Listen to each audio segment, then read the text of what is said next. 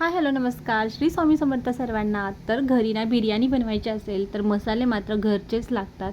हा अट्टाहास नेहमीचाच असतो. मसाला संपला होता, मग सर्वात आधी ना बिर्याणी मसाला बनवून घेतला. इथे बघा हा बिर्याणी मसाला बनवला आहे. एवढा बनवून ठेवला ना की खूप दिवस तो पुरतो. आणि त्याच्यानंतर धना पावडर ती पण बनवून घेतले.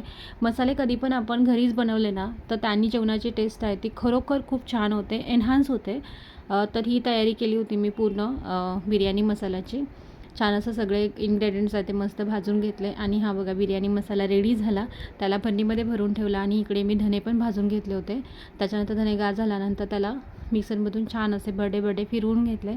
आपली धना पावडर पण इथे आता तयार झाली आहे. आता बिर्याणीची तयारी बघूया. तर इथे मी ग्रेव्ही बनवत आहे. काल आम्ही बनवली होती प्रॉन्स बिर्याणी, तर त्याच्यासाठी ही बनली आहे मस्त अशी ग्रेव्ही. आणि आता आपण त्याच्यामध्ये टाकणार आहोत वरून एक बासमती राईस असतो जो बिर्याणी राईस, त्याचा तर तो ऑलरेडी मी अर्धा जवळजवळ 80% ते 90% शिजवून घेतला होता. तर त्याचा आपण इथे थर दिला आणि त्याच्यावरून मी बरिस्ता टाकला आहे. बरिस्ता पण ऑलरेडी आपण बनवून ठेवायचा आहे.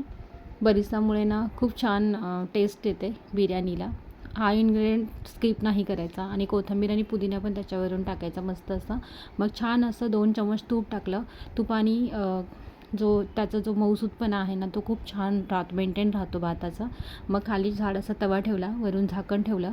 झाकणावरती मस्त वजनदार ठेवला एक वस्तू आणि 20 मिनटं छान असा दम दिला. मस्त दम बसला होता बिर्याणीला. आणि ही बघा आता बिर्याणी मी सर्व करते. माझ्या दोन्ही लेकरांना खूप बिर्याणी आवडते. त्या अजिबात वाट बघत नाही बिर्याणी वाढण्याची, ते खायला सुरुवात करतात. तर तुम्हाला हा व्लॉग कसा वाटला कमेंट करून सांगायला अजिबात विसरू नका. आणि नवीन असाल तर सबस्क्राईब करा, लाईक शेअर तर आठवणीनं करा. धन्यवाद.